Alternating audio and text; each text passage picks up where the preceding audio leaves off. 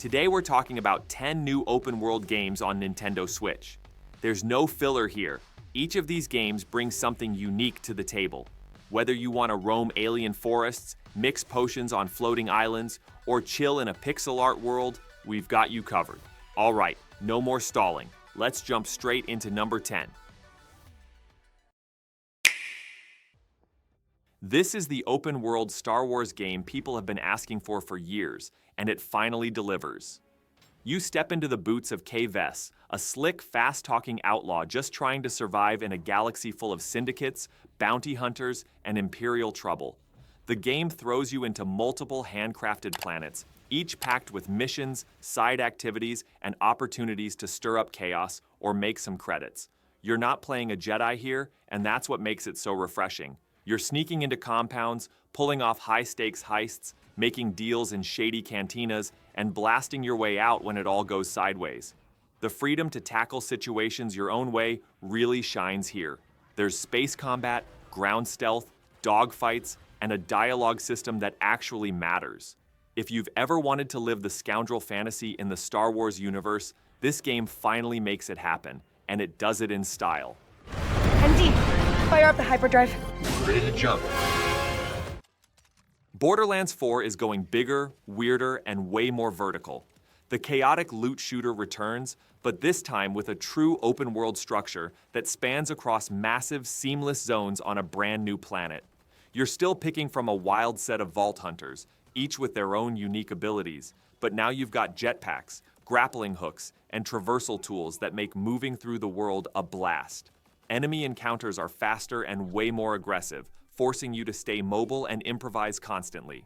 Loot is as ridiculous as ever. Exploding shotguns, elemental swords, guns that scream at you. You know, classic Borderlands. But this time, there's a bit more maturity in the writing. The jokes are still there, but the story takes itself just seriously enough to get you invested. Whether you're soloing through enemy strongholds or playing full co-op chaos with friends, Borderlands 4 feels like a proper evolution of the series and a welcome return to form.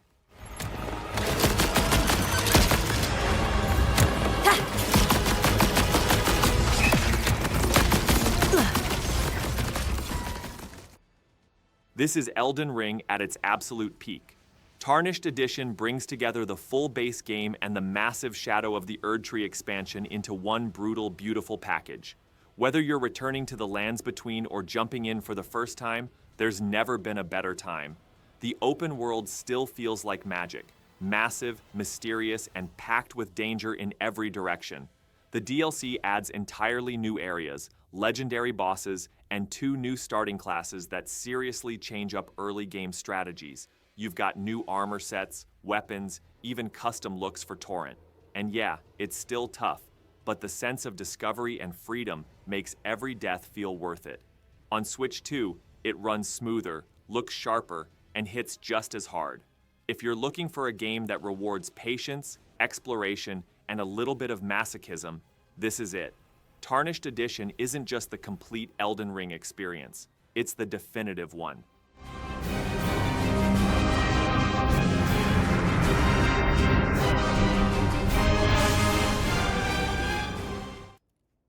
Cyberpunk 2077 Ultimate Edition is the version people were actually hoping for back in 2020.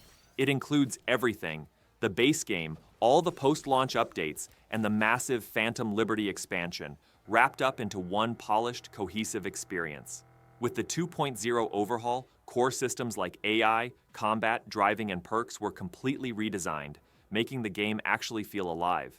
Phantom Liberty adds Dogtown, a gritty new district filled with espionage, political betrayal, and some of the best missions in the entire game. On Switch 2, this edition isn't just playable, it's surprisingly smooth, with stable performance and extra features like gyro aiming and even mouse mode support. The visual presentation holds up shockingly well, especially in handheld.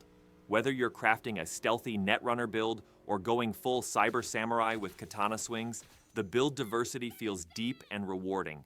This isn't just a redemption arc for Cyberpunk, it's one of the most impressive open-world RPGs you can take on the go.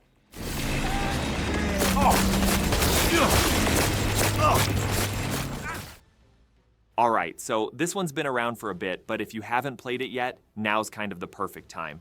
Final Fantasy VII Remake Intergrade is basically the polished, souped-up version of the remake, and it's finally hitting Switch 2. And yeah, this isn't just the same old game from the PS1 days, they totally rebuilt it. New combat, new visuals, extra content. You're still getting the Midgar section, but it's bigger, better, and way more cinematic. Combat is like a mix of real-time and turn-based, and it actually works. Plus, the Yuffie DLC, pretty fun. It's short, but it adds some flair. Visually, it looks really good on the new hardware, which is a big deal because that first Switch wouldn't have handled this well at all. So yeah, if you've been holding off for a good way to play this one, this might be your shot. It's not the full trilogy yet, but it's a solid start.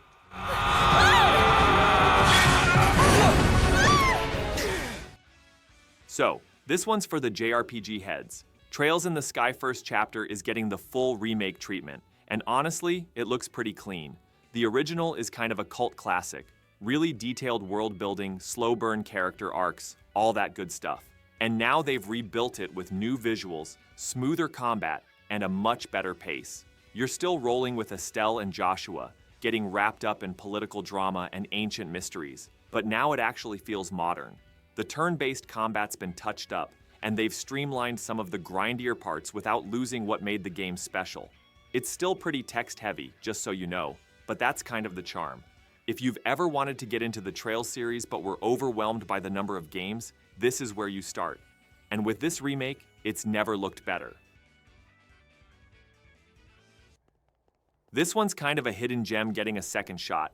Freedom Wars originally dropped on the PS Vita back in the day, and now it's back with a full remaster across modern platforms, including Switch.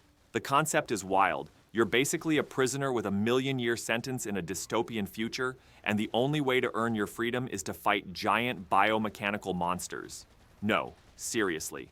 You get thrown into these fast-paced missions with a grappling hook called the Thorn that lets you swing around, climb on enemies, and pull off some slick aerial takedowns.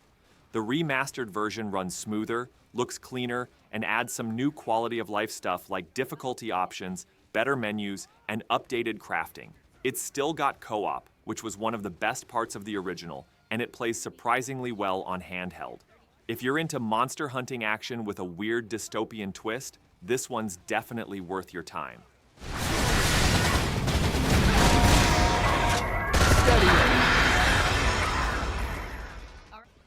Metroid Prime 4 Beyond. It's finally real.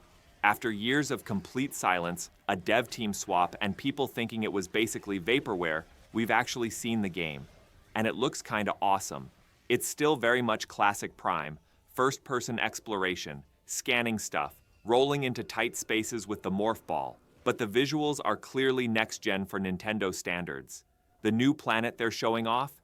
It's dense, mysterious, a little creepy, just how we like it. Samus looks better than ever, and it seems like they're introducing some kind of new psychic powers or abilities. It's vague, but cool. Also, Sylux is back, and he might actually be relevant this time instead of just being that dude from the background lore nobody remembered. We still don't know much. There's no real HUD footage yet, but what they've shown gives us real, yeah, it's happening energy. If you're a Prime fan, this is probably all you needed. For everyone else, it might be time to jump in. This is the next big step for the Legends sub-series, and it's doing things a little differently. Instead of ancient lands like in Arceus, this one takes place in a futuristic version of Lumiose City. Yeah, the one from X and Y, but completely reimagined. It looks more urban, more vertical, and way more stylized than anything we've seen in a Pokémon game before. Mega evolutions are back, which is huge, and the starters this time around are Chikorita, T-Pig, and Totodile. Kind of a random mix, but sure. The combat seems to stick with the real-time movement from Arceus, which we're into, but it looks like they're refining it even more. We don't have a full gameplay breakdown yet, just a cinematic teaser, so there are still a lot of questions, like how open the world really is, or how deep the systems go. Still, this looks like the boldest Pokémon move in a while. If they can stick the landing, it might actually shake things up. This is the next big evolution in the Atelier series, and it's doing a few things we haven't really seen from these games before. For starters, it's got a much larger world, like actual open areas you can roam around freely, with different biomes and even floating islands. You play as Yumia, a young alchemist living in a world where alchemy is actually banned, so of course she's out there trying to piece together the past and get in trouble with the authorities. The crafting system is still the heart of the game, but they've streamlined it a bit. You can even synthesize items on the go now. Combat is more dynamic too, mixing turn-based mechanics with real-time elements so battles feel a little more active. And there's a new base building feature that lets you customize your Atelier space however you want, which is pretty cool. If you're into chill JRPGs with crafting, soft visuals, and a surprisingly deep story about memory and forbidden knowledge, this one's shaping up to be something special.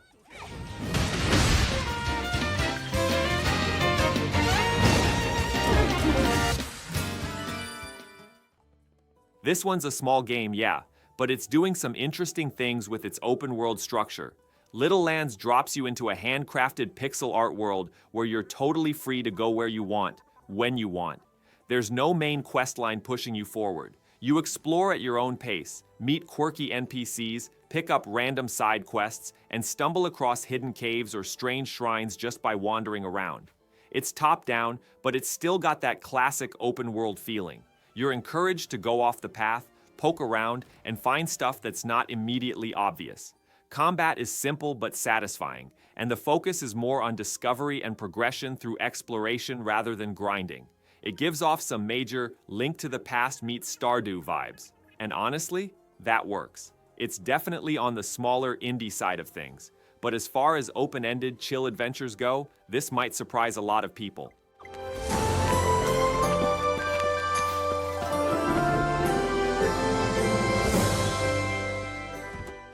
And there you have it, 10 new open-world games worth checking out on Nintendo Switch.